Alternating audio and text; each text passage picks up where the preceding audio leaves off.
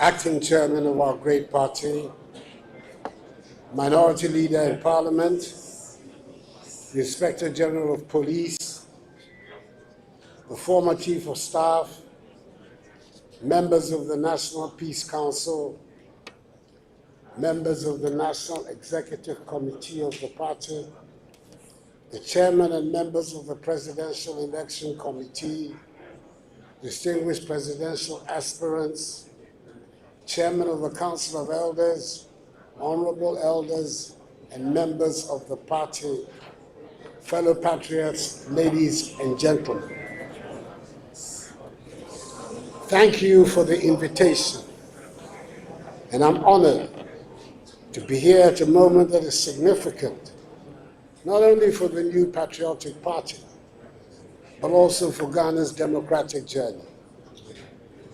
Let me begin by congratulating our national officers, the chairman and members of the Presidential Election Committee, and all who have worked diligently to organize these primaries coming up in just 9 days' time.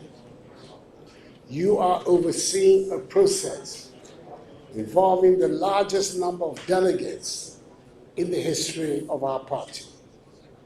That achievement speaks to the growth, depth, and democratic maturity of the new patriotic party.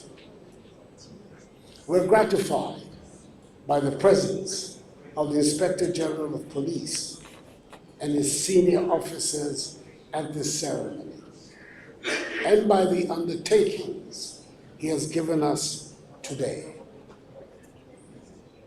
They are reassuring signals that the proceedings of 31st January 2026 will be conducted in peace and security.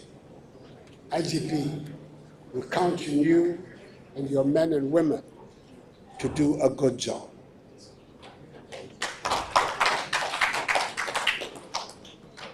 Ladies and gentlemen, our party did not begin today, even though a handful of us were privileged enough to be around in its early days. It did not begin yesterday.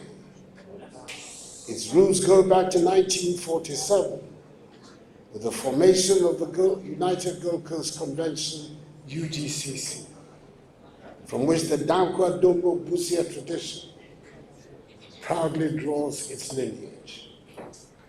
At that founding moment, a clear and principled decision was taken.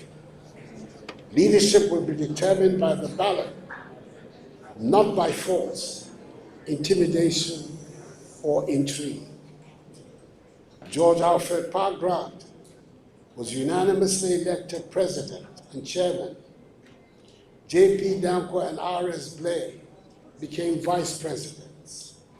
R.A. Awona Williams served as treasurer.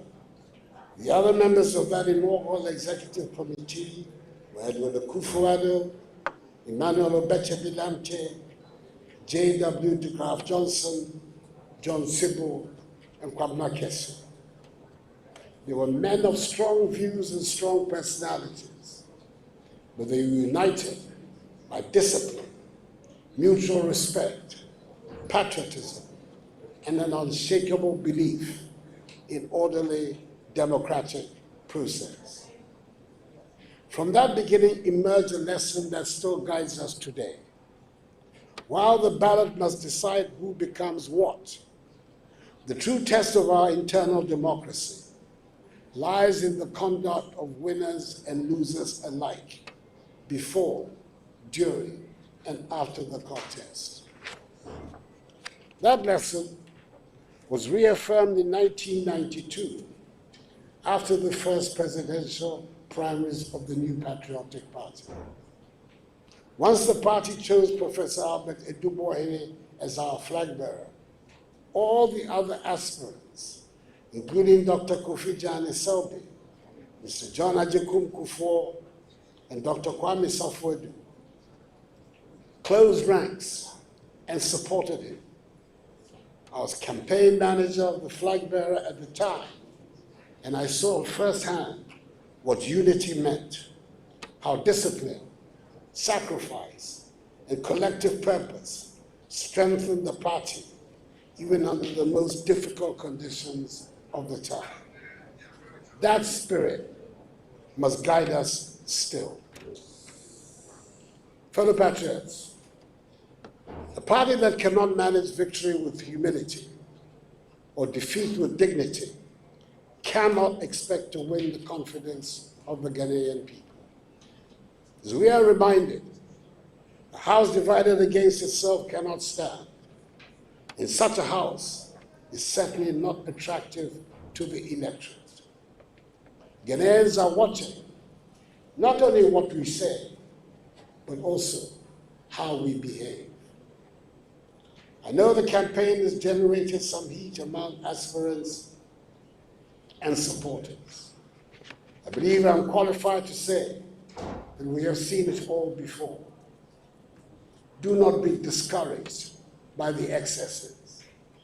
The thirst for power and the unity required to win power must combine to motivate us to choose fraternity over factionalism once the primaries are over. Permit me another personal reflection.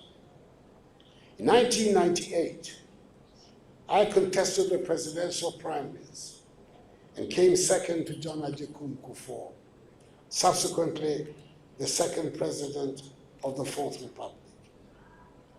When the contest ended, I did not hesitate. I became his chief campaigner. That decision was not about convenience. It was about conviction. The unity we demonstrated then helped deliver the first historic presidential victory of the NPP in 2000. And when years later, it became my turn, beginning in 2008, I received the same level of loyalty and support from those who had once competed against me.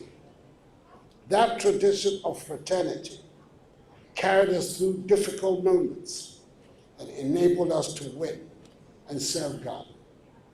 This is the inheritance we must protect. We should never forget that the ideology of the new patriotic party remains deeply attractive to the majority of Ghanaians.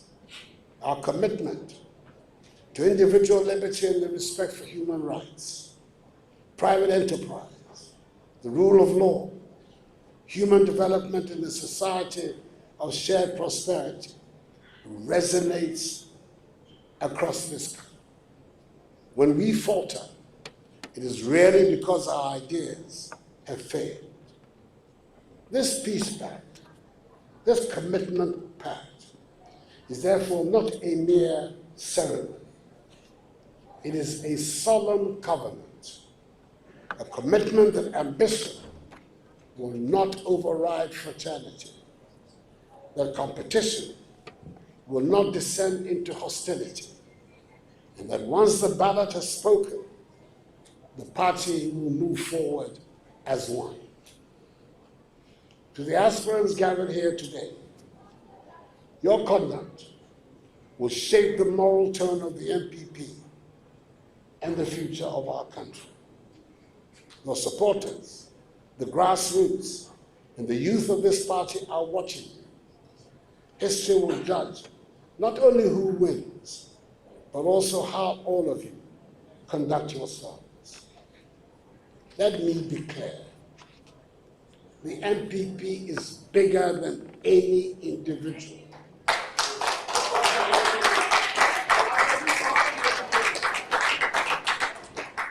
No ambition, grievance, or faction is greater than the elephant.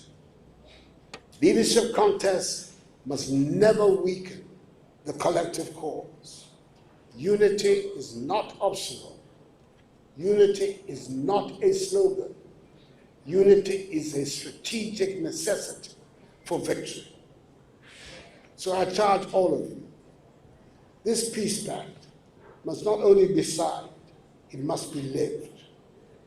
Over the remaining days, let your campaigns be firm but fair, competitive, but respectful. Ours is a tradition that rejects fear, insults, intimidation, and bitterness. Loyalty to individuals must never supersede loyalty to the party. After the primaries, there must be one party, one direction, one destiny. Let me end with confidence on a positive note. I have no doubt that the new patriotic party remains the best vehicle with the best ideas for Ghana's future. Our duty is to keep that vehicle united, disciplined, and worthy of the trust of the Ghanaian people. If we honor our history, respect one another, and put party and country above self, the future of the NPP and of Ghana herself will indeed be bright. I thank you, and I wish us all a peaceful, dignified, and unified process. May God bless the NPP and our homeland Ghana, and make both great and strong. Thank you.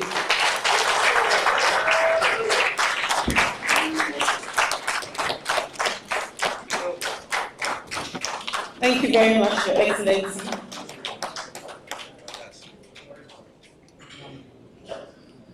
The chairperson for the event, our acting national chairman, would now give us the closing remarks.